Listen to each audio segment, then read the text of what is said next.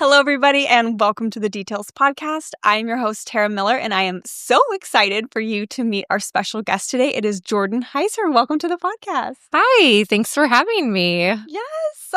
You guys, if you are watching this on YouTube, you will see we are on location at Sartor-Haman's downtown O Street location.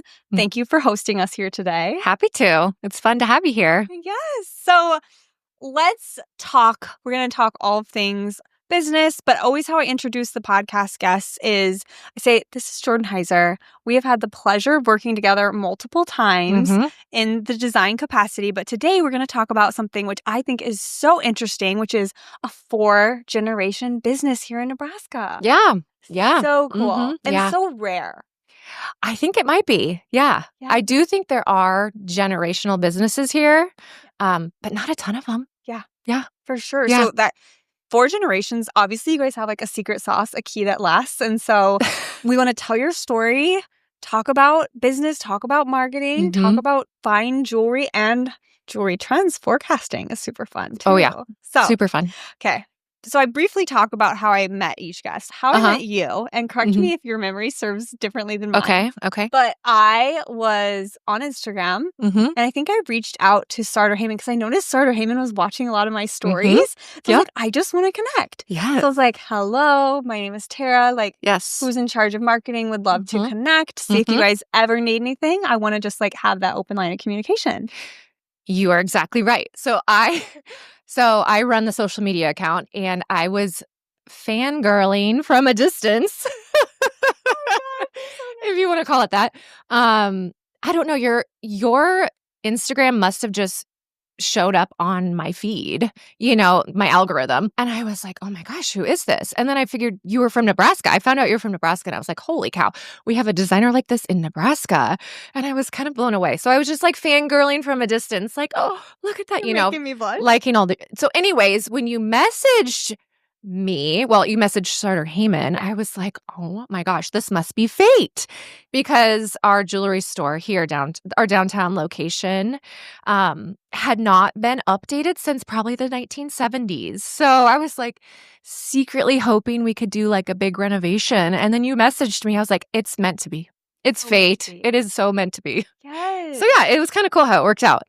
Yeah. You guys were like, actually, we think we have a project. And I was like, no, Yeah. wait, because I was scared to reach out, actually. Oh, like, really? It's hard for me to, like, reach out to a stranger. Oh, and sure. Be like, hey, Yeah. because That's a big deal. I'm not a big, like, business networker. I've never felt comfortable, like, going to networking events. You're not salesy. No. Like, you don't want to sell yourself. Exactly. Yeah. And so I was like, I felt like uncomfortable with that aspect of it. But then when I met you, I was like, she's a girl's girl. She's easy to talk to. She's relatable. She's a mom. Like, I feel like anyone who's a mom, you just like, you understand each other on a level. And so I was like, oh, she's super cool. Yeah. So much fun. I was just shocked that you reached out. I was like, oh my gosh. So then I was like, okay, I gathered the team. I was like, we need a renovation, right? Everybody agrees, right? And I'm like, I have the person. So we just need to get the ball rolling. And everyone was like, I guess, sure, if that's what we need. Yeah. And here we are. Oh my gosh. Here we are. Amazing. Yeah. And this is one of my favorite things behind us. If you can see, if you're watching on YouTube, if you're listening on Apple or Spotify, just click on YouTube at least just to see this beautiful background.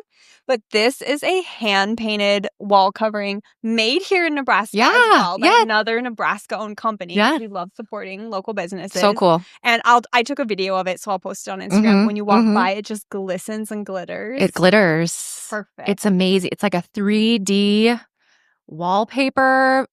It's so beautiful. And I got to go to the studio while they were making it, and they got to show it to me. It was so cool. It was so cool. Incredible. Like, applying that texture and the sparkles and the colors on brand. Oh yeah, and we had this color. We picked this color to go with, our store. Our store color is purple, so we got to pick the color, and it worked out so great. Yeah, and I don't know if you know this, but I went through a couple rounds of custom colors with them. Did you? I didn't. I don't know if I knew that.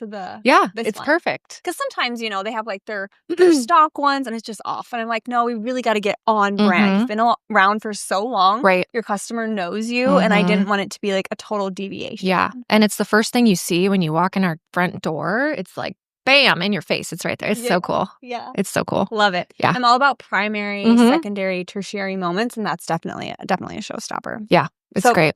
that's how we met. That's how we met. Yes. The long and the short Yeah. is we renovated this, Uh-huh. and then we moved on to a personal project. Yeah, and you did my kitchen. So fun. I mean, yes, I had to have you do my kitchen. And a little bit with like powder bath. Yeah, powder bath. I mean, lighting. oh, fun stuff. basically the whole house you helped me with. Which is gorgeous. It had great Yes. bones. Yes. Great historic. It just needed to be breathed with the life of you and your family because you're very family focused, which I love. Yes. Yeah. And we just love to entertain. And the home we bought, it needed some love. It had great bones, but it needed some love. And I was like, okay, Tara knows me. She knows my aesthetic. Your aesthetic lines up with my aesthetic. I was like, she's perfect for this project. So we brought you in, and it turned out so great. I'm so wonderful. For the window treatments to get in, then we'll be done. Yeah. But yeah, we both really we're both inspired by nature. Mhm. We like bright, airy Mhm. light. Mhm. Okay, so now we're going to really dive into the business part of this, you guys. This is what you're here for. So, Sartor-Hamann started in 1905. Yeah. 1905, you guys. We're in 2025. I know. How many years is that? We're celebrating 120 years. Stop. What's This year, 120. Like, when is your celebration? Well, technically, I mean, all year. We celebrate, we don't have like an exact month. We just celebrate the year. Okay. I love it. So we're celebrating all year long. We're doing a whole bunch of specials this year, promotions. We're giving away a carat 20 diamond for 120 years. What? Yeah. Beautiful. Yeah. So stay tuned. We're doing all sorts of fun things. Is that giveaway going to be like on social media? Yeah, it's going to be everywhere. It's going to be social media, in-store, website, online, everywhere. Radio, everywhere. So before we get into the history, tell people where they can find you. If this is their first time hearing you on the podcast, I'm sure they already know you, but just in case, drop all of your contacts and your socials. Yeah, so we're on social media. We're on Instagram and Facebook and Twitter. Well, it's not Twitter anymore. It's X. Oh, X. I get that. And then we have a website, Sartor-Hamann.com. It's kind of a weird name, but it sounds like what it is, Sartor-Hamann. And then we're all over radio or newspaper. We're everywhere. So you have your own magazine that I love, which we'll get into. Yeah. But Okay. So that's where you can find her. So now let's take it back. So 1905, you have a beautiful little synopsis on your website. And I know we're going to get more into like when your family came into it, but can you give us just like the brief, like 2 to 3 sentence precursor? Yeah. So in 1905, it was founded by a man named Ernie Sartor and Frank Harris, 2 men. So the Hamann family didn't actually get involved until the 1950s. So my great-grandfather, William Hamann, he went by Bill. He actually was a watchmaker for Ernie Sartor and Frank Harris. And it was originally just called Sartors. So it was just, there was no Sartor-Hamann. It was just Sartors. My great-grandfather was the watchmaker. And then in 1954, he was offered the business. Frank and Ernie Ernie was moving to California and wanted to sell the business. So my great-grandfather said, well, yes, I would like it, but I have to take out a loan. So he went and got a business loan. Fair. I think it was only $5,000 or $10,000 loan. And he bought Sartors. And in 1954, they renamed it Sartor-Hamann. And that's when my grandfather, his son, joined. Okay. And it was kind of a team effort there. Amazing. Yeah. So it's been in our family since 1954. So cool. 1954. Okay, but technically 1905 is when it began. That is incredible. 1905, the business started. 1954, your great-grandfather went from very talented watchmaker, took out a $5,000 to $10,000 business loan and bought Sartor and added the name Sartor-Hamann. Yeah. They rebranded. Incredible. And he hired my grandpa. My grandpa was in college. Okay. And he hired him. And it was, and then also my grandfather's cousin. So it was my great-grandfather, my grandfather, and my grandfather's cousin. And they were the 3 amigos who ran Sartor-Hamann. I bet they had so much fun together. They did. Yeah. That's incredible. So it's 1954. Great-grandpa, grandpa, cousin. 3 guys doing their thing. Was it primarily watches or all the fine jewelry, engagement? It was everything. Earrings? It was, they had the watches, obviously, but it was It was fine jewelry. So it was diamond rings, it was earrings, pendants, pearls, colored jewelry. It was everything. Um, All and the things they that are grew it. They grew it, and it was small. They started very small, Yeah. and then they grew it. Did they start on O Street? They did. Actually, where Walgreens is Yes. on 12th and O? No, 14th and O? Yeah, because we're on 12th right now, right? Yeah, 14th and O. Okay. 2 blocks down. Across from Union Bank. Wow. Yeah, it was started in that Walgreens. It was right there, and then it moved right here. Oh my goodness. Yeah, That is yeah. so cool. Yeah. I feel like when I was in architecture college at UNL, we looked at some like historic photos of O Street back in the day, like when it was dirt roads and there were horse-drawn carriages. And I just am envisioning that and then Sartor-Hamann on the street. I mean, it was back in the day when everybody used to shop downtown. They would come downtown to do all of their shopping. They didn't have shopping malls. They came downtown on O Street to do all their shopping. So there was the department stores, there was, the banks, everything was downtown on O Street. So that's why we've just always been here. We've just never moved away from it. And it's been wonderful. That's so incredible. Yeah. What prime real estate to start in 1905, also 1954, like amazing. I mean, 120 years to be almost in the same spot is pretty astounding. That's incredible. Yeah. I don't think many businesses can say that. No. It's amazing heritage. That's why we needed a renovation. That too. That too. I needed you. Oh my gosh, that's so funny. Oh, okay. So amazing. So 1954, was it just the 3 employees, grandpa, great-grandpa, and cousin? Or it was the 3 of them, and I think they probably had 1 or 2 others. I mean, they didn't need a whole lot, honestly.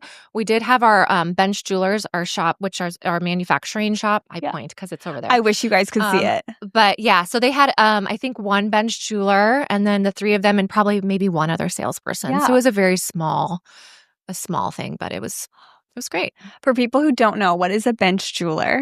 Yes, a bench jeweler is someone who is very talented in their skill. They're artisans. They go to school, but they are the ones who do all of the jewelry repairs. They do the custom jewelry. They design jewelry. They do basically everything that you see behind the scenes to create that beautiful piece, to repair it, to size it, anything you can think of. But that's their job. They're the artisans behind the jewelry. Yeah. Yeah, and we have 6 of them here. Yeah. I love, even when I was walking by to come and set up, I saw 2 of them and they had their like little tiny glasses and they were just working away, doing their tiny craft. It's just brilliant what they do. It's hard work and they do such a good job, and it's very tedious. They use their hands and their eyes, and and we do have a lot of machinery they use too, but it's a cool job. Yeah. It's really cool. So cool. Yeah. Speaking of, this is so random, of machinery. You guys have your own bow maker? Oh, yeah. I saw that on Instagram and I was like, rewatch? What? I've never seen a bow made. And that thing is antique. I believe you. It is a vintage antique. We have had that probably since 1954. I'm not going to lie. It is so cool. I don't know if you can find them anymore. I don't think so. I don't know. I was mesmerized. I saw that reel and I was like, this is how bows are made. Yes. This is incredible. We make our own bows. Not only do we make jewelry, we make bows. Jewelry and a custom-made bow. Yeah. I love it. Okay. So I want to pause about the business. This is a question that I love to get into with all of our guests. I want to talk about your childhood and your upbringing in regards to, your exposure to business or creativity or entrepreneurship as a young child, because I'm sure it was incredible to grow up seeing your family business and how that kind of shaped your path. Yeah, definitely. So my dad got involved when he was young. And my aunt. Like, how old was your dad when he started getting in the family business? High school, college. Yeah. Since he was a kid, really. Yeah. I mean, he grew up in it. So did he start like at the front desk or? Yeah, I think he did everything. I think he just grew up doing all of it. Sales. So my point is, so my dad was in it. So since my dad was in it, and my grandfather and my aunt, and it's all I've ever known. It's just kind of it runs in my blood. I guess we grew up at the store. So we have 3 stores now. We had 5 stores when I was young. Oh, really? Yeah, we had 5.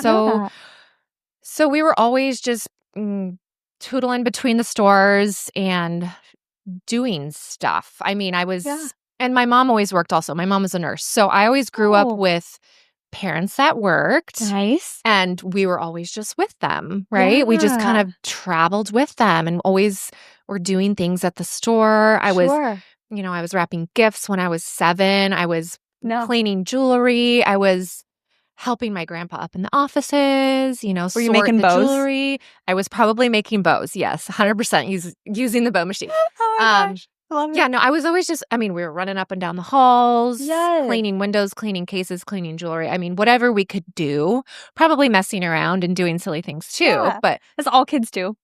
we just grew up here. So it was just kind of like our second home. Yeah. More than anything. It was great. I love It was so that. fun. It was great. Yeah. That's I loved it. beautiful. And do you have siblings? I've never asked I do. you. I have a Okay. brother. He is not involved in the business. He lives in Colorado with his family.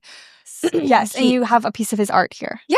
Yeah. His art is hanging on the wall. He's an artist. He loves to do art. Wow. Yeah. So yeah, he decided to go a different route, which was totally great. My parents were very supportive and they said, great, go do that. And I stuck around and did this. So cool. Are you the oldest? Yeah. Okay. I'm an oldest daughter as well.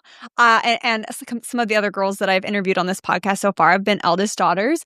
I feel like, yes, I feel like there's a thing with eldest daughters being like big achievers, big dreamers, like want to make their dads proud, like do big things. And I feel like eldest daughters have really, really good work ethic. I think so.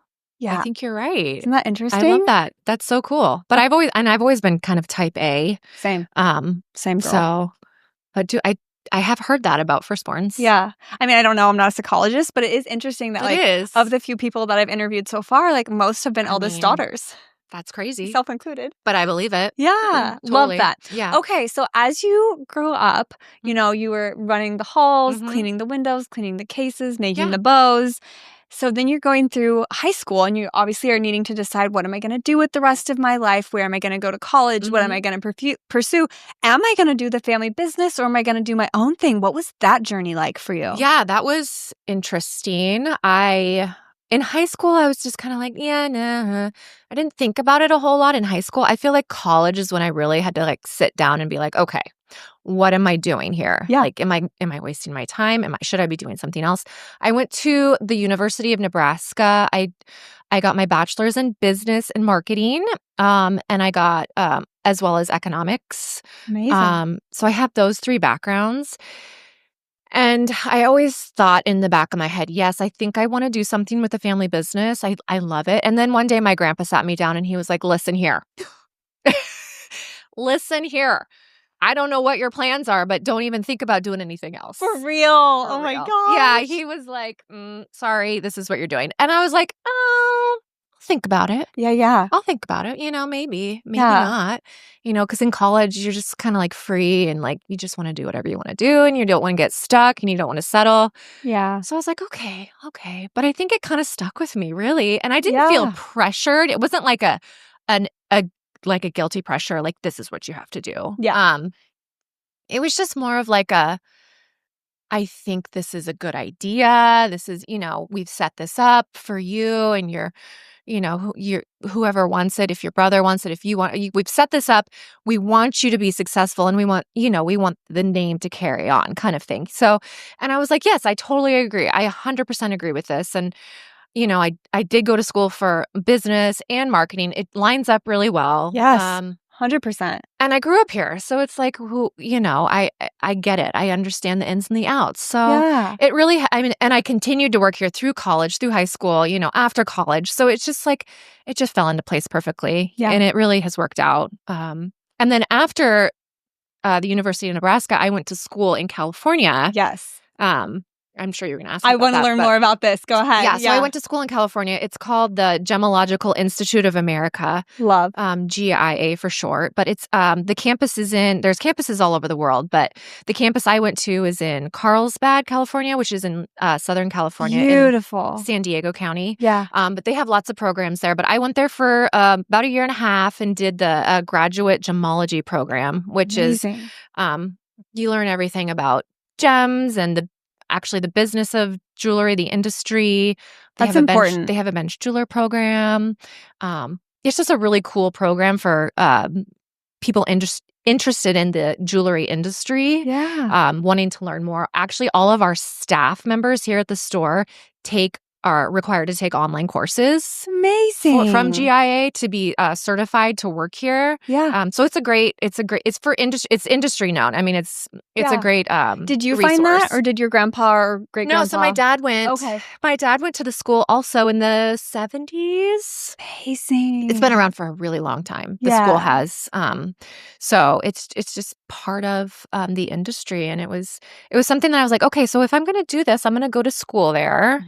I want to learn more and further my education. So I went there a couple of years after college in my mid-20s. So then I came back and I had a ton of knowledge and just ready to hit the ground running. Yeah, get a fire. I can already tell just by listening to you talk. So it was awesome that I could go to that school and learn everything I learned. And for people who are interested, you can take online courses as well. It's amazing. Yeah, it's pretty cool. That's so cool. Oh my gosh. I love that you had a time after college where you went to California, did college there, continued education, and then came back. Because I feel like for a lot of Nebraskans, they feel like they have to choose, like, am I going to stay in Nebraska forever or am I going to leave? And then sometimes they leave and realize, oh, I actually want to come back and raise a family. And so I felt like you knew that really early on, like, yes, I want to be in Nebraska. Yeah, I think living in California, having that time to get away, kind of figure out who I was, separate myself a little bit from the business and just kind of do my own thing, go to school,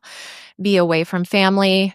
It was a really good learning experience for sure. And it did give me, I did miss it. I did miss Nebraska. I missed, friends, family. California was beautiful and wonderful, but it's just not the Midwest, right? The West Coast is beautiful and wonderful, but just not quite the same. Totally. So I was excited to come back. I really was. And I was grateful for the opportunity to get out there and do something different. That's amazing. That's amazing. And doing something different, I want to lean into that statement a little bit because I'm not from a multi-generational business, but my husband is. Oh. And they're like in the contracting world. Yeah. He hasn't like gone into the family business yet, but his grandpa started it and his dad currently runs it. That's nice. But I want to know, how were you received because I'm sure you came back from California and you're like, I have all these ideas, these new, probably maybe new business or maybe new jewelry styles or just new ways of doing things. How did that conversation go whenever you brought like a new idea to the table? Because it's business, but it's also family. And I feel like that's where things can get a little tricky. Things can get very tricky. Family business is a blessing, but it's also very challenging. Yeah. I mean, holy cow. I think everyone was excited for me to go to school and bring back new ideas, but I think the ideas took a while to set in. They had to marinate. They definitely, you plant the seed, right? I always say plant the seed and kind of just let it grow slowly. You can't force someone to change the way they've been doing things for how many years, right? So my grandfather and my father, they've been doing it for years and years and years, and they know what they're doing. They have great experience. So when I come in, this 20-something-year-old, being like, hey, this is what we need to be doing. Like, let's change this. Let's do this. And they're like, okay, that sounds great, but we'll think about it.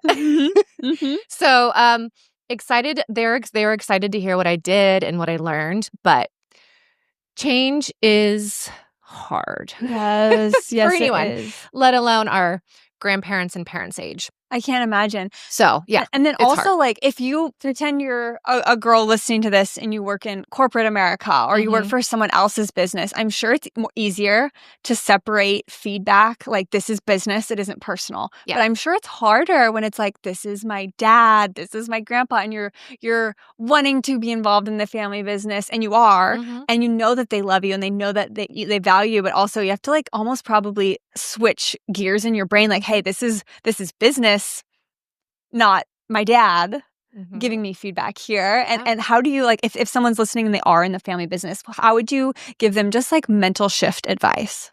Yeah, that's a really good question. The mental shift was challenging to figure out. I bet. Right? So as a young child growing up in the business, I was never like an employee. I was just growing up, running around. My dad was my dad. My grandpa was my grandpa. They weren't like anything but that. Yeah. Okay, so then I grow up. I go to high school, I go to college, I go to school, I come back. I'm an employee here now. Mm.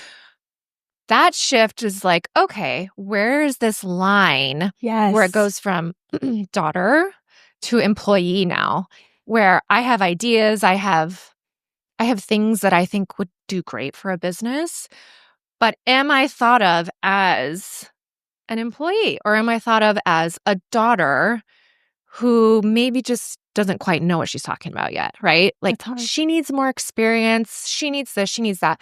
I do think they trust me. Yeah. Trust me for sure.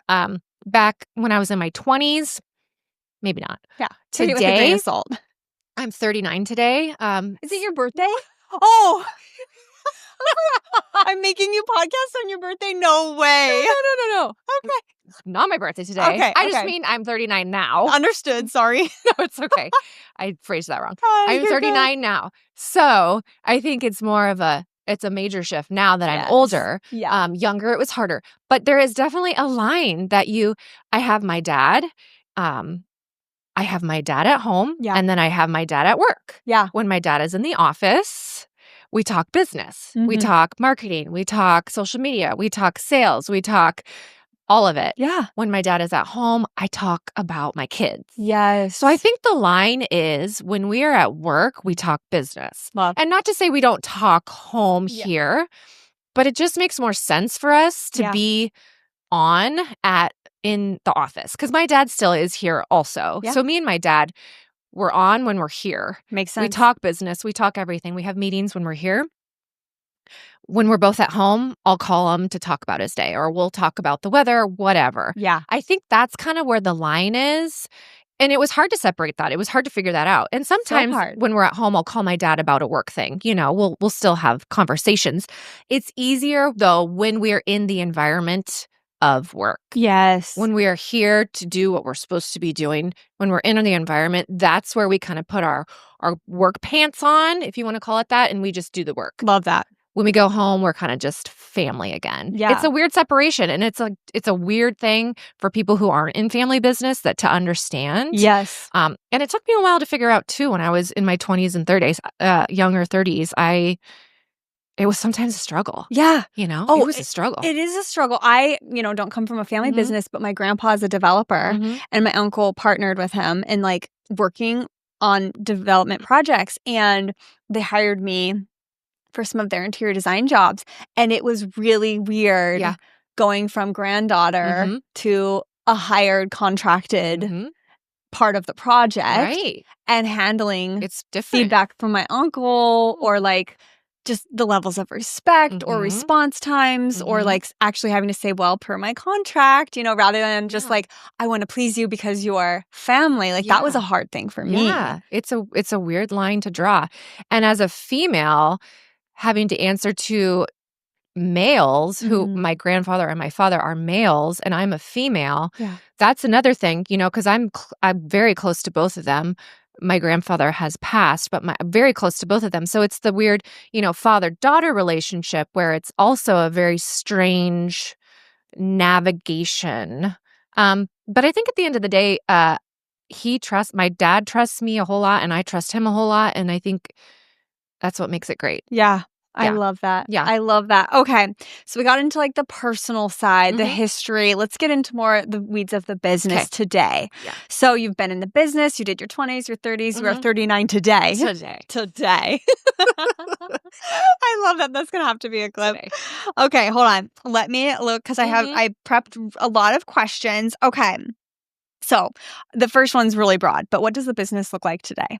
Just like a quick summary. Okay, today we have 3 locations, brick and mortar. So, doors. We have 3 doors. Lincoln? 2 in Lincoln, Yes. so South Point Mall, and then the downtown location where we're at today, and then also in Grand Island, Nebraska. Yeah. So those are our 3 stores. Love. And we also have an online presence. So we have a website where we sell online as well. Mhm. We have 50-ish employees. I want to say it's about 50, like 49 or 50. Between all 3 locations? Between all 3 locations. Love. Yes. So the store we're in now, this is our downtown Lincoln location. This is technically considered our headquarters. This is where we house our manufacturing. So our bench jewelers. We have 4 bench jewelers here and a watchmaker. We also have our offices here upstairs. See this spiral staircase behind us leads up to our upstairs, and that's where we have all of our offices. So our inventory, our accounting, our management, appraiser, she's up there too. Nice. And I think we have around 10 office people who work in administration. Love. We have 25 sales executives at all 3 stores. Amazing. So yeah, we have a good mix of all sorts of people who do different things and different jobs, and we love them all. They're all wonderful. Yeah. Yeah. That is incredible. Do you feel like there was a season of growth, like a boom, or has it been like slow and steady? It's been pretty slow and steady. It was really popular in the 80s and the 90s to have as many locations as you possibly could. It was like considered to be the best. Like a status symbol. Like a status symbol, so many right. locations. So if the more locations you have, the better off you did. Well, now I think I know now it's more leaner and meaner. So less is more, right? So you can do a lot from less. Yeah. So we used to have 5 locations. We had a store in Fort Collins, Colorado. Did you? I did not know that. Yeah, we had a store in Fort Collins that my aunt actually ran. She lives in Fort Collins. Cool. So my aunt's in the business. She's since retired. But and then as well as Gateway Mall. Oh, yeah. We had a store. So we had 5 locations, and that's the most we've ever had. Since then, we've gone down to 3 just because it makes more sense. For sure. You can do great business with less. Yes. Do you feel like the pandemic change things, making everyone think leaner, meaner, and 100%. Remodel, bring people 100%. Into the stores again once they started opening up? Talk to us about the pandemic and how that changed your business moving forward. That was crazy. Crazy for everyone. Yeah. We were really freaked out. Being, a brick and mortar store, we were worried that no one would ever come in our door again. Like, this is what we do. Yeah. Before COVID, we had to compete with online business, right? So the online jewelry business has been booming for a while before COVID. So that was like, okay, this is what we need to do to shift. And then COVID hit and we were like, okay, what is going on? So actually during that time, we really shifted to more online. So that's when we developed our website to really focus on, let's make this online thing possible for people who still want to shop at Sartor-Hamann, are scared to come in. It was really scary for a while. So we said, okay, let's make it more accessible to people. So we really worked on our website, our online presence, made it accessible, our shipping. We ship all over the world now. Love. And people can get jewelry from Sartor-Hamann easily. No problem online. So what did that look like? Was it like uploading inventory photos, making more tabs, a more robust website, more user-friendly, like the checkout, the customer experience, like all of that? All of it. It took like 2 years. I mean, we have so much inventory. Uploading all of that inventory onto our website was massive. I can't imagine. We have someone who does that. That's her job. She handles the website. Yeah. Is she in-house or did you have like a branding company redo your website? She's in-house. Amazing. And my aunt actually was very, very helpful with that as well. She came out of retirement. She, she consulted from Colorado. So she was a big help with that as well. But we also have a gal in store who does all of that as well. So that was a big shift for us during COVID. And it needed to happen anyways. COVID just kind of kicked us in the butt and said, this is what you need to do. Forced everyone to make changes they've been thinking about for a while. Yeah, it forced us. And it was a good thing. Honestly, it was a good thing. COVID was scary and it was crazy. And we didn't know if we'd be able to keep our doors open and, pay our employees. Yeah. We have 50 people that we have to pay. And are we going to be able to have, food on the table for all these employees? What is this gonna look like? Yeah. But we came every day. We pulled our bootstraps up and we did it and we made it and it's fine. Yeah. And we came out and we're great. I know. Can you believe it? It's 2025. I feel like the pandemic was last year. I know. Some days it feels like it was a century ago and some days it feels like it was yesterday. It does. Yeah. That's and wild. It's crazy to think that us as business people and young business people, we lived through that and we kind of managed it and we kind of actually really learned a lot from it. Yes. Truly. I think it was a great educational, even though it was scary, it was very educational for a lot of us. Agreed. Really, truly. Yeah. We learned a lot. Yes. And I want to pick up on, so you were building out the website, making it more robust, also leaning into social media Yes. with your background in marketing. Can you kind of talk us through your general advertising and marketing strategy? Yeah. So it's funny when you say strategy. So Your goals. yes. Well, we gather at the beginning of every year and talk about, what was successful last year, what worked, what didn't work. And we always joke. We're like, okay, what did we throw against the wall and what stuck? Yes. Like, we don't have a strategy. It's literally, what are we going to do this year? What are we going to try? What are we going to experiment with? We're going to throw it against the wall. Does it stick? Does it not stick? Great. Let's try it again, or let's shift and try something else. I love that. Thank you for being so honest, because I think so many business owners are like, oh, I don't have it all figured out yet. And I don't actually think there's like a perfect strategy. I think everyone is in the same situation, whether you're huge, whether you're tiny, whether you're 4 generations or first generation. I think everyone is just doing exactly what you just said. Yeah, trying things, seeing if it stuck. And literally, the face of marketing and our digital world is changing so much. Every day. Every day, every month, there's like a new something on Instagram or TikTok, or there's something new that we could be trying. And so it's like, it's constantly shifting and changing. Yeah. So each year, we're constantly shifting and changing our strategy and what we're trying. Trying new things can be scary, but we also do like to try new things. Yeah. And say, okay, well, we could give it a try. If it works, great. If it doesn't, so what? Lesson We're learned. not going to be out anything too much. At least we tried it. So we don't, our strategy is always try something new. But also we love to stick with the traditional and what we know. Yes. Because we do a mix of both. We do a lot of traditional advertising and marketing, and we do a lot of newer, modern digital. Yeah. So it's kind of a mixing pot. We like to try it all. I love that. Let's break it down. Let's talk about traditional versus modern. So you said earlier, TV, radio, print, and then you also have your own magazine, which I love, and I want to dive into that. Do you do anything else, like, I don't know, like billboards or banners or things like that are like very, very traditional print? Yeah. So we also do mailers, postcards, catalogs. We think traditional mail is still successful. We've had a lot of success from traditional mail, especially with our catalogs, Christmas catalogs, Valentine's Day, postcards, coupons, all of that. We get a lot of traction from. And how many times a year would you do your mailers? Would you just guess? We probably do maybe 4 or 5 promotional mailers a year. Love. And it's different, sometimes we do like a 4-page mailer. Sometimes we'll do a postcard. Sometimes we'll do a skinny little coupon. Christmas time is our biggest. So we'll do the magazine and then a catalog. Yeah. But yeah, we do. So that's traditional I would consider the mailer traditional. Agreed. Yeah.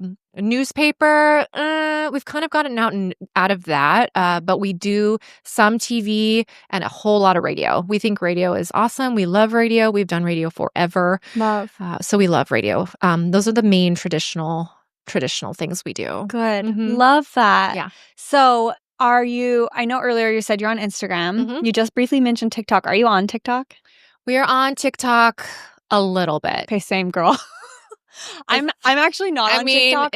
I have a girl recycle my Instagram reels, and she puts it on TikTok because she has a TikTok. Yeah. I don't.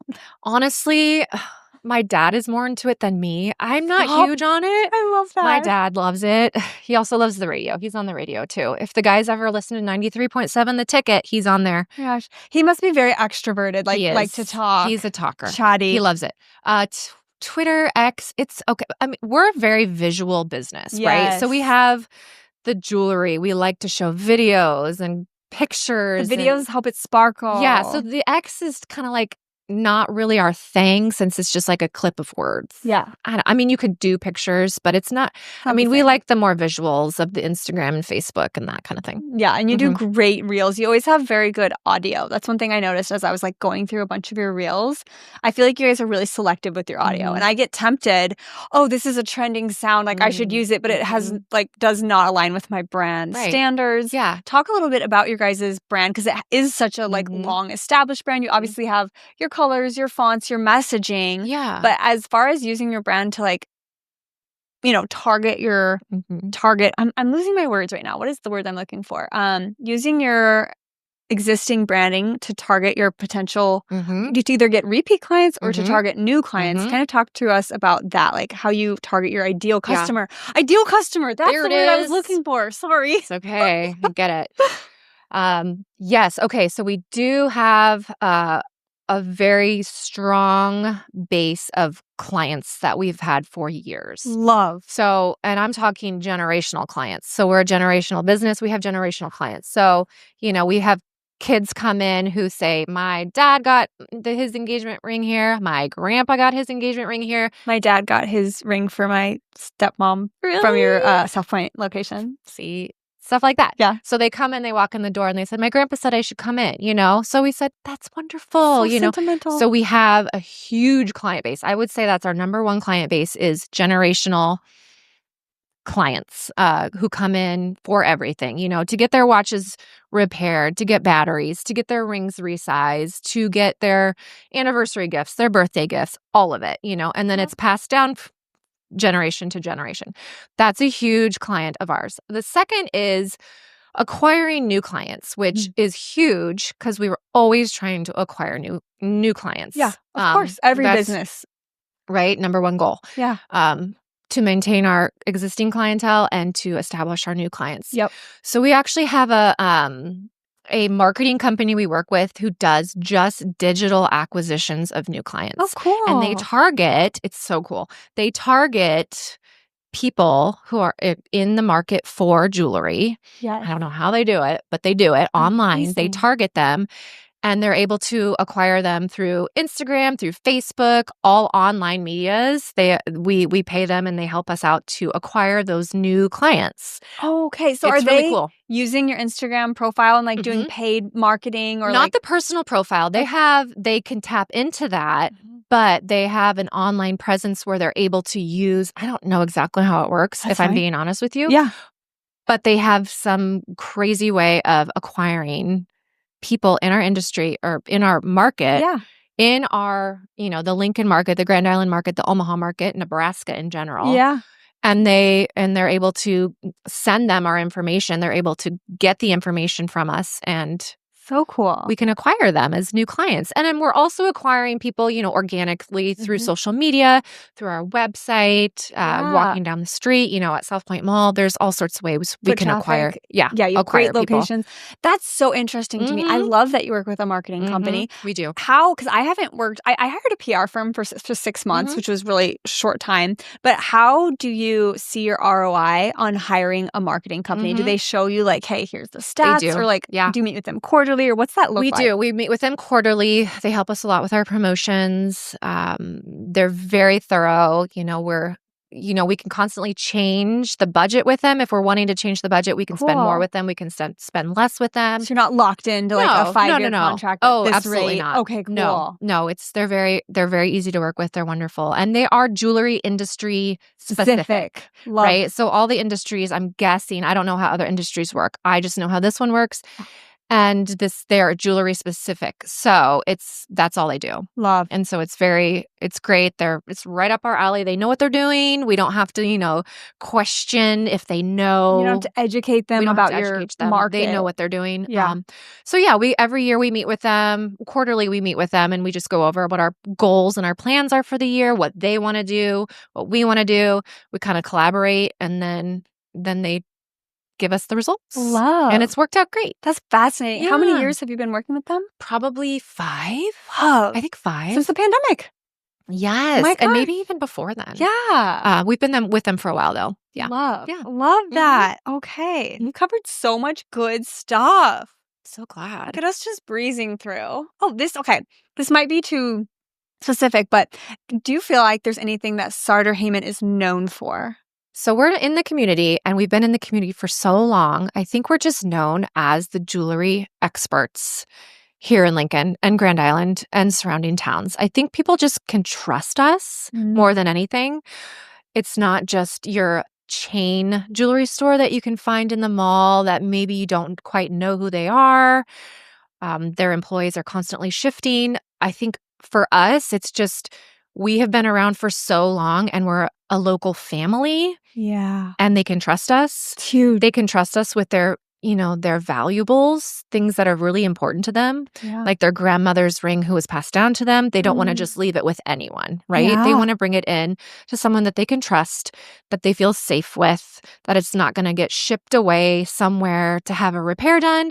It's going to get done in-house in a trusted place Yes. that they can trust and they know that it's safe. That peace of mind is priceless. Yeah, I think it is. Yeah. And with something so valuable as your jewelry, you didn't just spend pennies on it. You spent a lot of money on your jewelry, and you want to be able to trust the person that's working on it. For sure.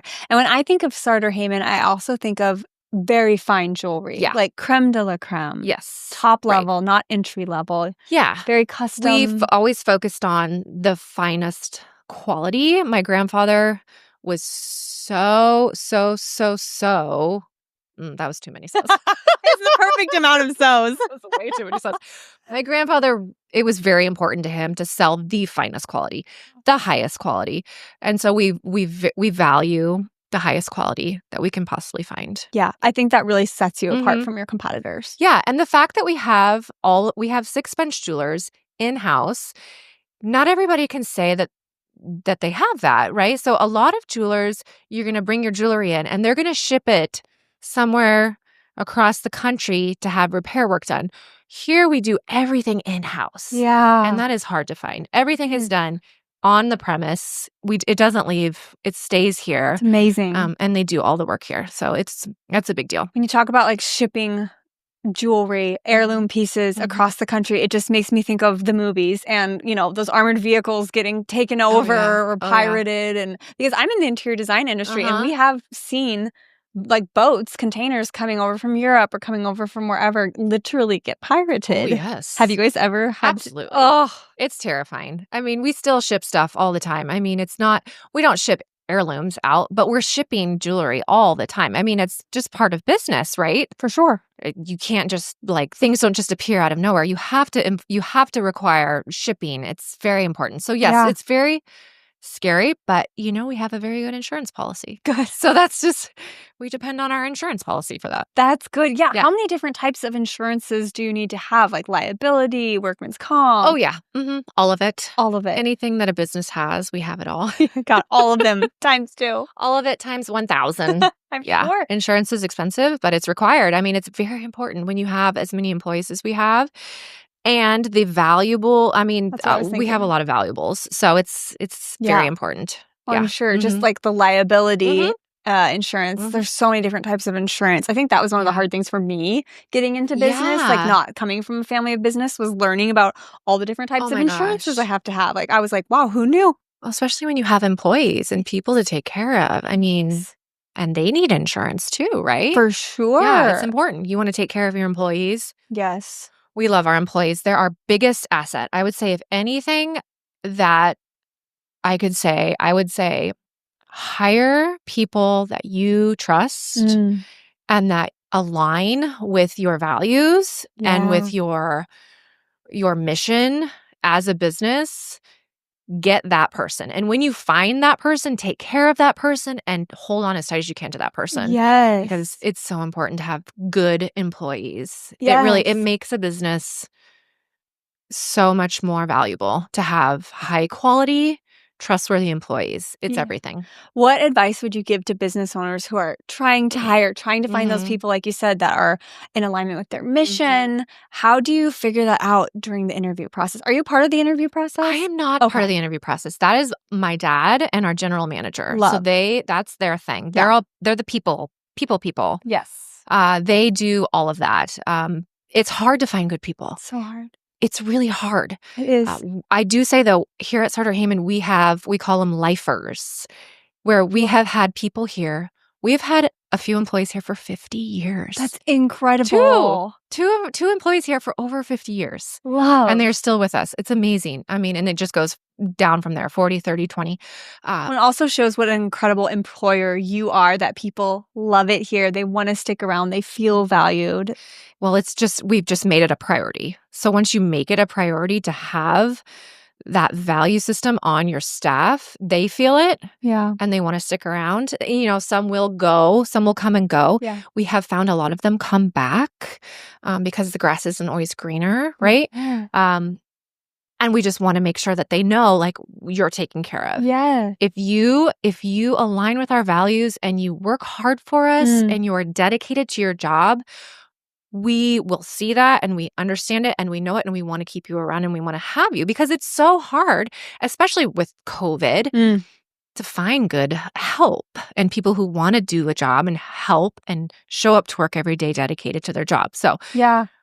I would say taking care of employees is so important. During the interview process, I think it's hard to nail it down because you can't quite see it then until they're on the job and you can see if they're working hard and they're dedicated and they're loyal. Yeah. So it takes a little time. I've heard of some companies having like a probational period. Probation is the wrong word, but like 3 to 6 months or a year, depending on the business, and to see kind of, are they a fit? Is this going to be a good lasting position? Yeah.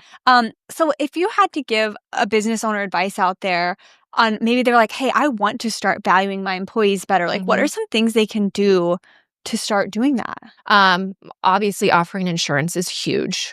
Giving that option. Yeah. I hope to get there one day. I'm not there yet. Okay. I know we've been around a long time, so we're very blessed to be able to offer it. I know a lot of businesses can't. That's okay. Yeah. But I do think it's a big deal. I love that. The work to life situation scenario of time off. We want to make sure our employees have the proper amount of time off that they need. Vacation time is important. So all of that. And then just, having a lot of fun. We have parties. We celebrate. Fun events. We have fun events. We go out to dinners. We get drinks. We do, give gifts, we love to give our employees, gifts after a certain amount of years, money to spend, taking good care of them, just being thoughtful. I mean, yeah, those are all great. You can always advice. put your boss pants on and pretend like you're this big, tough person. But at the end of the day, like, just be their friend. Yeah. Talk to them about their day, be their friend. A lot of my best friends work here. I consider all of these people my family. I grew up with them. So it's like, just treat them with respect and they will, I think, hopefully stick around. Love. It's not rocket science, truly. It's not rocket science. Yeah. Treat them like a friend, give them awesome benefits, gifts, all of it. And it works out. Yeah. Question. Do you guys have your employees take any type of personality test?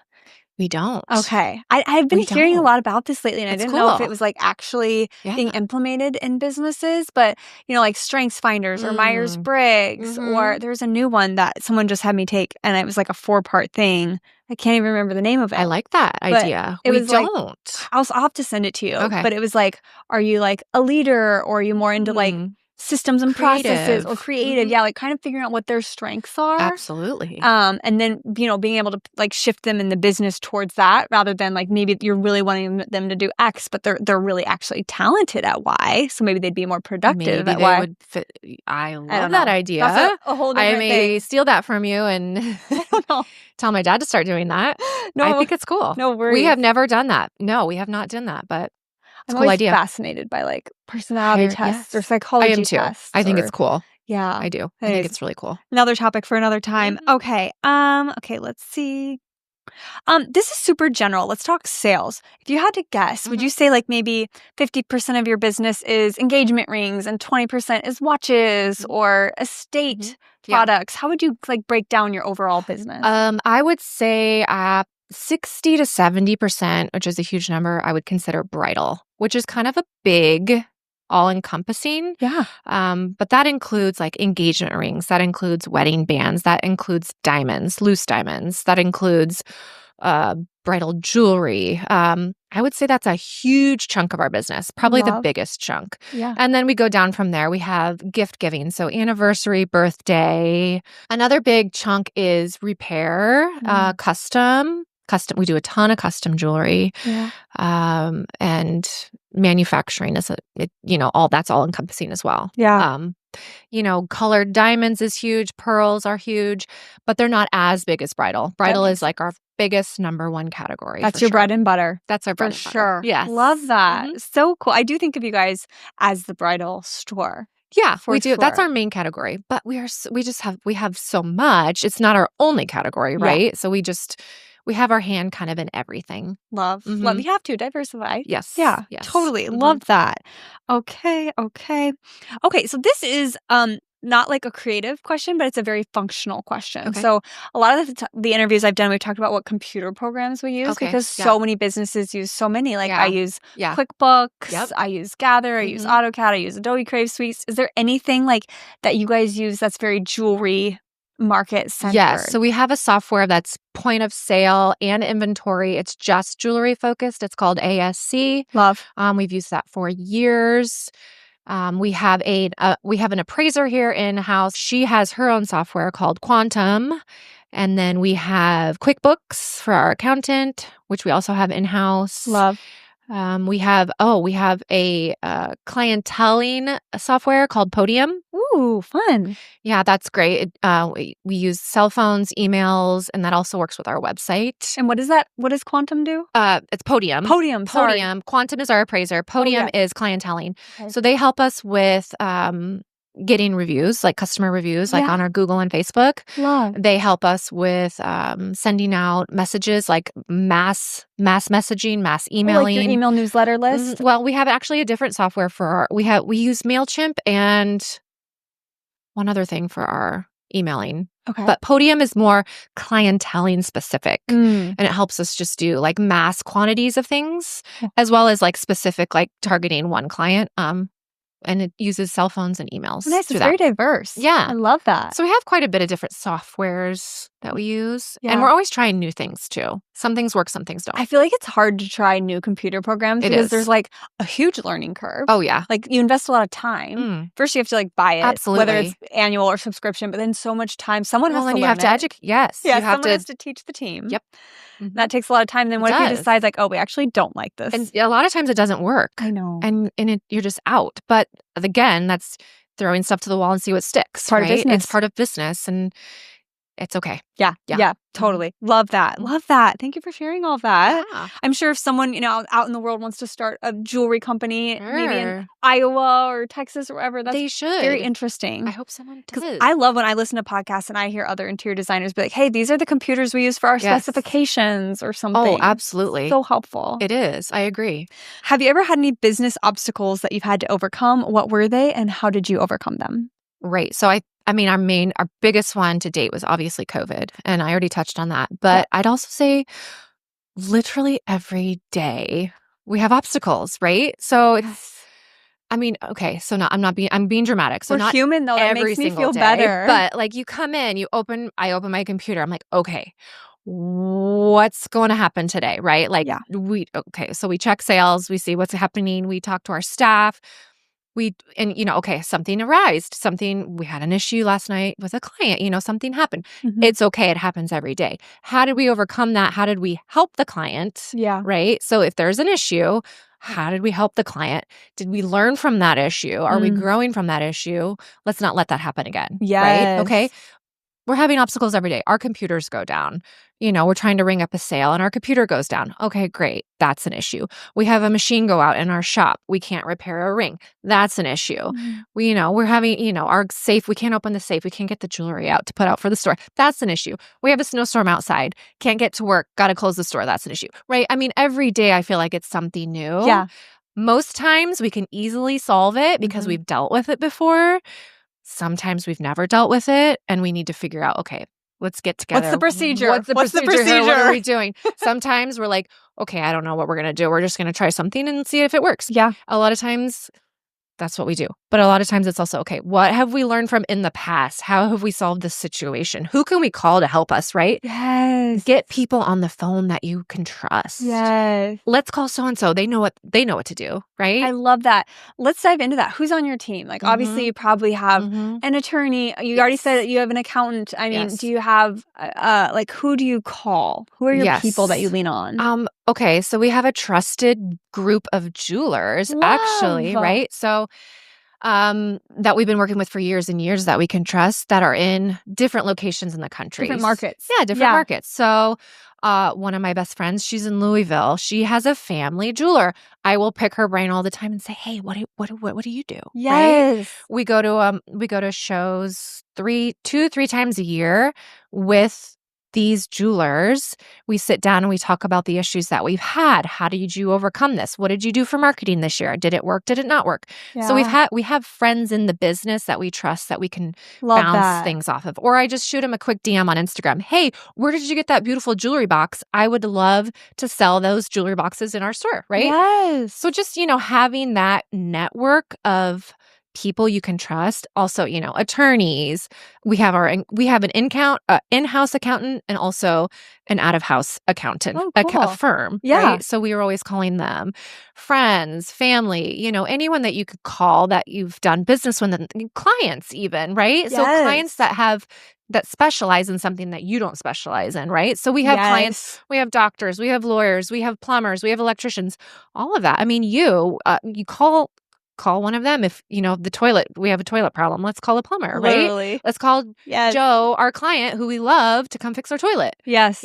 Just use the pot of who you have. I love that. The importance of community is so Yes. important, not only Yes. in personal life, but also in business. Mhm. I love that. And I love that you have friends in different markets that you Yes. see multiple times a year at conferences or Yes. shows, and that Yep. you can lean on. 100%. And if you're like new and you don't have that, I think the best advice that I would give is go to those things, Join meet one. those people. I feel like most industries have these conferences and markets that you can go to and meet people in your similar situation, Yeah. your age range, your group, your industry. Find those people, seek them out, Yes. and lean on them. Exchange information, exchange email, follow them on social media, see what they're doing.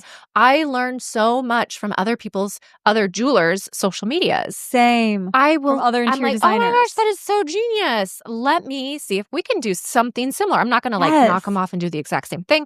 I'm going to switch it and tweak it to make Yes. it work for us. But you can get so many good ideas from people who are in the same industry as you doing the things. 1000%. I do that too. I'm like, that's a brilliant real idea to show the materials and then show the after or show the process. Like, why didn't I think of that? Yes. Like just picking up on what other people are doing, what they're having success with, Yeah. and trying it for yourself, I'd say is huge. It's so positive, and you can get huge feedback from it. Yeah. And just having someone in the industry who you can talk to is so important. Totally. And when I worked at a firm for 7 years before I started my own business. But when I did start my own business, I really did the same thing. I started looking online at interior designers that I admire. I would look at it tactically. I'd be like, okay, not just enjoying their social media, but what are they doing over time? How many times a month do they make a sales pitch versus showing product? How often do they ask you to join their newsletter? How often do they direct traffic to their website versus just showing a pretty picture? How many times are you getting an email in your inbox? Yes. What are they putting on those emails? Exactly. What are they getting traction on? What's on the banner of their website? Yes. What does the front page of their website look like? Yes. Right? What are other people doing exactly that maybe you can benefit from? Yes. 1,000%. Yeah. And I love what you said about website. I would go to their website and, even just scrolling, how many times there was an opportunity to click and contact us. Yes. Because it's all about repetition. Yes. And having a customer or potential customer see that and offering them different opportunities to come into contact with you. Yep. Any opportunity that you can get a client's information to contact you is huge, because that is your in with someone, right? It's really hard to get in with someone, to get their information. Once you have that, then you're in and you can contact them and you can be in touch with them, and that's how you can build a new clientele. Yes. And earlier what you were saying about seeing other people in your market, or not market, but in your business sector, seeing what they're doing. I even one time just admired a firm that was on the West Coast so much that I just full out DM'd them. I was like, hey, I admire your work. I'm a tiny nobody in Nebraska, but do you have time? Could I pay you for a 30-minute phone call or something just to pick your brain? And they actually said yes. The worst they could say was no. Right. But if they say no, okay, then you move on. Yeah. And I understand their time is valuable. So I always offer hey, could I pay you for a quick 30-minute phone call? And always people will do it for free if they say yes. And that's absolutely the biggest blessing. So I would also say don't be afraid to just reach out to people that you admire in your business. 100%. I mean, I followed you on Instagram and then you reached out to me. I mean, we're not the same industries, but it's kind of the same thing. For sure. Don't be scared to send the message. Don't be scared to send the email. Yes. Just do it. And I mean, the worst that could happen is no response, or they say no. Yeah. If anything, you're going to get a response back and be able to actually talk to someone who has a little bit of experience in what you're looking for. Yeah. And it could give you so much insight. So much insight. I love this entire interview because I feel like the whole time you've never looked at anything as failure. You've always looked at things as, oh, if that didn't work, that's an opportunity to learn and grow. Yeah. And I think that is the key to having successful businesses is not being afraid to try new things. Sure. And more than anything is not to view anything as failure, but a lesson learned. And I feel like that is like a recurring theme that I've been hearing in our conversation. Well, I think that's how we've survived as long as we've survived. Honestly, I can't really put my finger on it. If you ask me today, how have you been in business for so long? I don't know. 120 years or 120 years. Honestly, I don't know. Honestly, I think it's just keep going, keep trying. I say I'm trying to be positive. We've had a ton of failures, right? We all have a ton of failures. I mean, stuff happens all the time. It's just life, right? Yeah. But you just got to keep going and keep trying new things. And that's the only way you're going to grow. Yeah. And you don't let those failures stop you. Oh, no. I mean, you still have to open your doors to your business and you still have to pay your employees and you still have to keep going. You can't just give up. So you have to just keep trying new things every day. I love that. This has been so inspiring to me. So I'm sure it's going to be inspiring to the people listening because I think sitting down and having these conversations just help me feel not so alone. And like I'm the only one that is doesn't have it all figured out, but is still trying my best every day. And I love to know that even a big company like this is doing that as well. We're still trying to. We've been around for 120 years. 120 years, we still don't quite have it figured out, right? Like, we're just like the newbie around the corner. Like, we're all in the same boat here. It gives me happy tingles. We're all in the same boat. I love it. We are. We truly are. We're all just trying to figure it out. Yes, do our best. Truly. I love that. Oh my gosh. Okay. We've gone over so much. Okay. Here's mother to mother. Yeah. How do you balance being a mom and in the workforce? Because that's hard. It's hard. And I've kind of had to make a choice, which I think some of us do, some of us don't. I have made the choice. It is so important to me to be with my children while they're young and while they're old too. But I really treasure this time right now as young children. And I have taken it upon myself to make it a point to be their mother right now. And that means that I'm very part-time right now. So I'm only in the office three mornings a week. If that, sometimes it's 2 mornings. Yeah. And I've made it work. I do work from home as well, when needed. But my main goal, my main priority is my children. And that's just where I'm at right now. 10 years from now, it may shift and it may change. Yeah. But right now that is my number one goal, is to be their mom. And that has meant that to take a step back in this role, which has been fine. I have handed off a lot to other people, which has also been actually really beneficial to be able to hand that off. Amazing. And to say, hey, I need your help. Can you please help me? Can you step into this role for me? Yeah. Can you assist me? And I've gotten wonderful help with that, which I'm so lucky to have. Yeah. And then, down the road, down in the future, I think it'll shift and change. And I am so blessed to be able to say I can do both, because I know a lot of women can't. Yeah. But number one is my children, 100% in my family. I love that. And actually, like, full transparency, I have really been thinking about that a lot lately. Like, my son is 4.5, and I feel like I've blinked. And I just feel like I've missed out on so much, and we want to have a second. And so I've actually been thinking of ways to scale down and try to be more present while he's young, because before you know it, he's going to be in school, he's going to be off to college. And I'm like, I don't want to look back and be like, oh, I'm so glad I grew my business, rather than like be so present for my baby. I know. So I've actually been like saying no to a lot more projects lately, being a lot more selective. And I have a really huge project right now out of state. And after that, I actually think I'm going to like to take a beat and like take some time to just soak in my baby. And I think great. A lot of women like will have a lot of shame around that. And so I'm trying to get that out of my head and be like, no, this is a blessing. It truly is. To be able to do that. Being a mother, I think, is the most wonderful gift ever. So, to be able to be a mother, I mean, having our own businesses is wonderful as well, because not everyone can say that. Sure. But the motherhood is fleeting, and it's just a beautiful thing to be able to watch and to be there for them. So If you can do both, wonderful. But also, I think there is beauty in being able to say no to things, Yeah. get help with things, Mhm. hand things off to people. If you're able to hand things off to people to have assistance in the areas, because I know you still want to keep your business going, Yes. right? And we Yeah. want to keep our businesses going and flowing and having, growing. That's where, wonderful staff comes into play, people you can trust. So you're not, closing the doors and stopping completely. Yes. You're able to be with your children, but you're also able to have that business as well and, just minimize it a little bit, Yeah. and do what's important Yeah. first. I love that. And it's so weird. Like, it's such a mind thing because I feel like when I've been kind of planning this for like 6 months to Mhm. kind of scale back.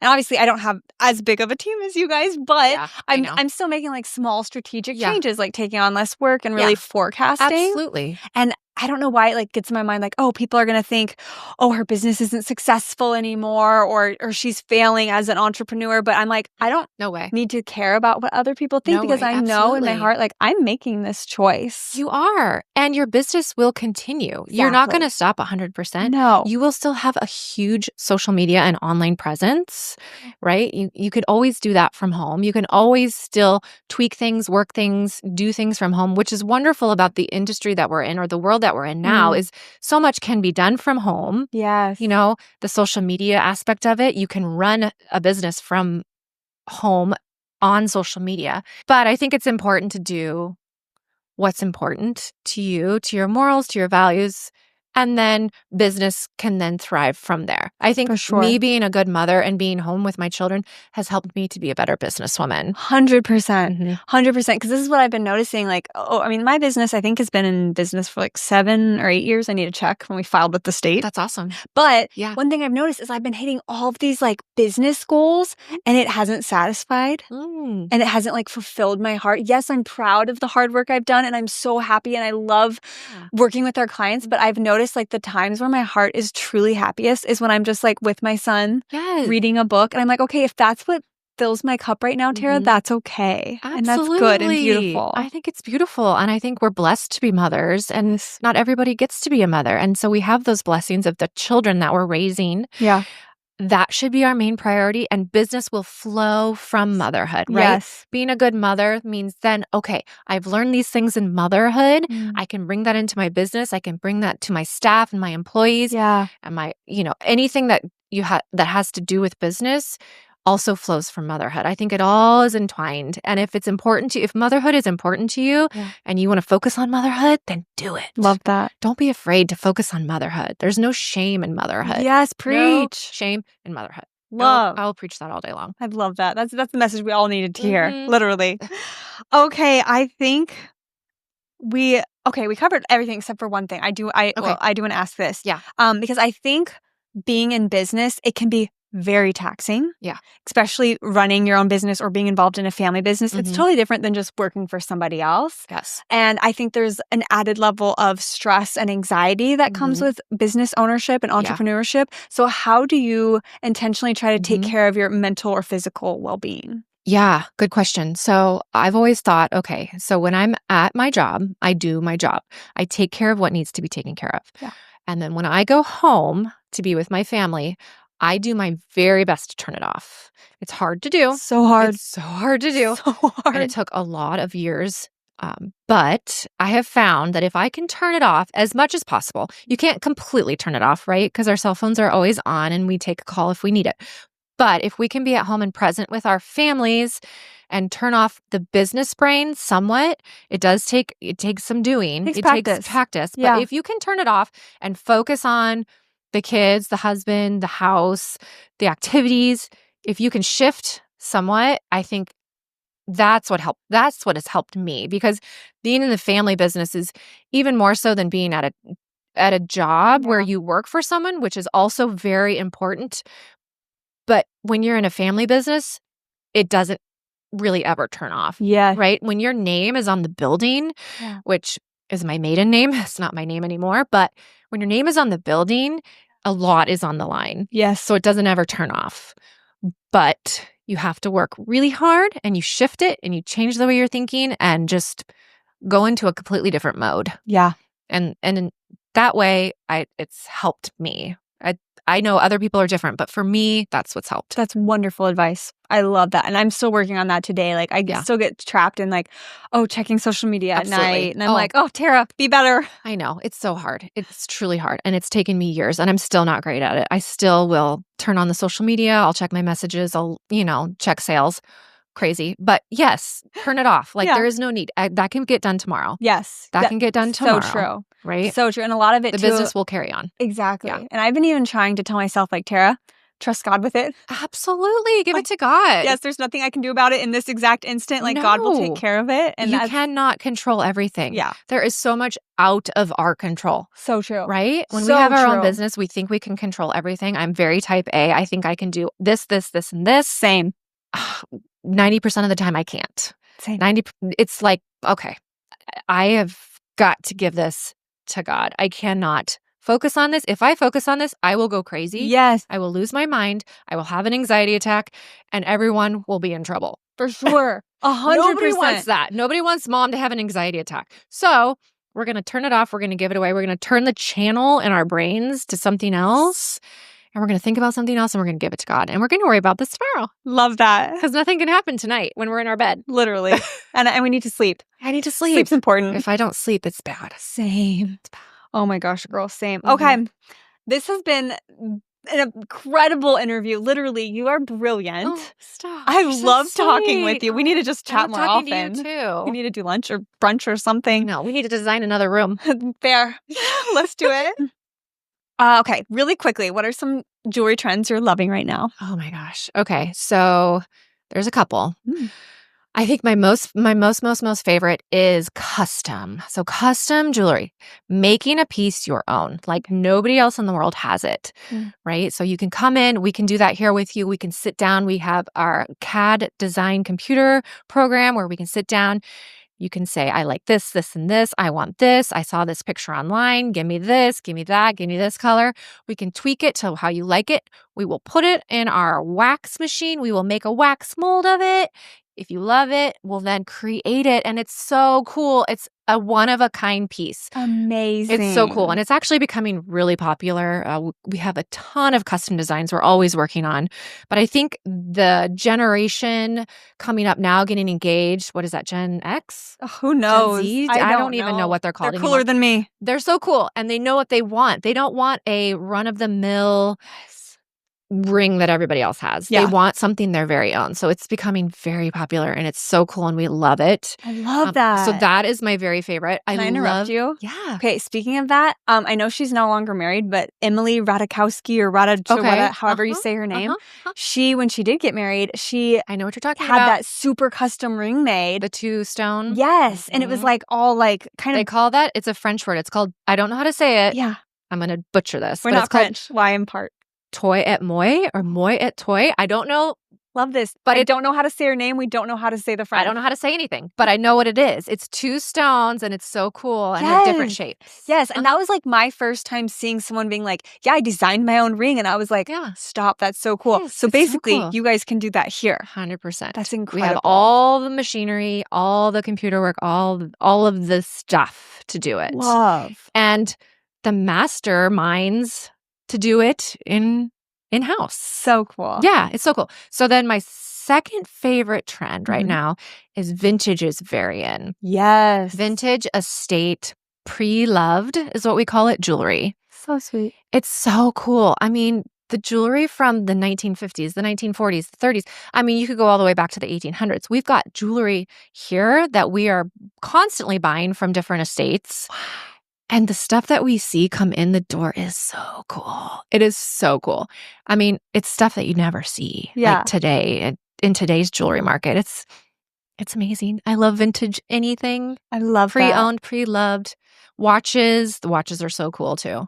And we refinish everything too, so it's like back to new, but it's just very vintagey and cool. So I love that trend. I also love the personalized trend, which charm jewelry is very in. Making jewelry very personalized. Yeah. So with like initials and names and wearing your children's names on your heart, like by your heart, on your necklace, on your hand, on your wrist. I think that's really cool. Chunky jewelry is really in. I love chunky jewelry. Gold jewelry is still really in. Silver jewelry is actually making a comeback, Okay, though. I was going to ask you because chrome is making a comeback in the interior space. So I was like, is silver going to make a comeback in jewelry? That was literally on the front of my mind. Platinum, silver, white gold, stainless steel, all of it. All of the white color. I'm excited. It was out for a while, and now it's coming back. So it's beautiful. I mean, we've always loved it. It's beautiful. It's classic. It's beautiful. Yes. I mean, yellow gold is beautiful as well, the yellow color, but we love the silver color too. Yeah, we love them both for different reasons. We appreciate both. We do. They both have their own special qualities.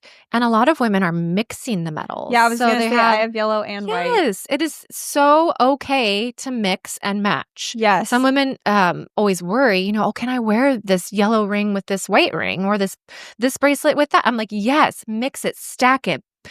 Yes. Wear it all. Wear it all of it. I mean, she's a great example. If you're watching on YouTube, she has so many beautiful colors and finishes. To be able, wear your stuff. Don't be afraid to wear it and stack it and make it cute and make it pretty. It's just great. That's why we have it, right? Yeah, it's to wear it. To wear it. Yeah.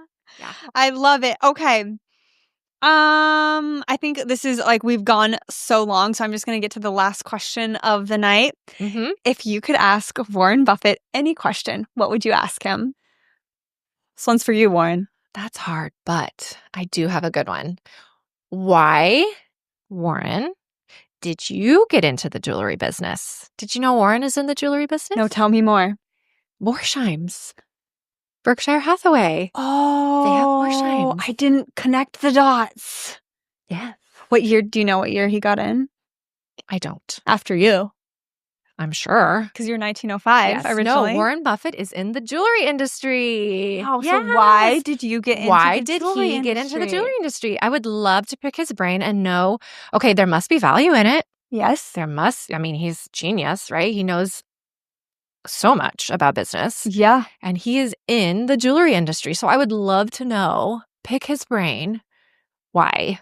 What did you see? What did you see in it that makes you want to be a part of it? Yeah, that's such a great question. And I never knew that. So thank you for telling me. You're welcome. Wild. Well, Jordan, thank you so much for your time on this Tuesday night. You're welcome. And thank you to your husband for watching the kiddos so that we could have this time together. Thank you for inviting me. Yes. And thank you for your honesty and your transparency. It's so refreshing to just sit down and have a totally honest conversation with another lady. I loved it. Okay, you guys, be sure to stay tuned for next week. And thank you so much for listening. Bye. Thanks so much for listening to the Details Podcast by The Heartland. If you enjoyed this episode, please follow along on Instagram @TheDetailsPod, subscribe on YouTube, and leave us a review. Turn on your notifications to hear new episodes every Monday. See you next week. Bye.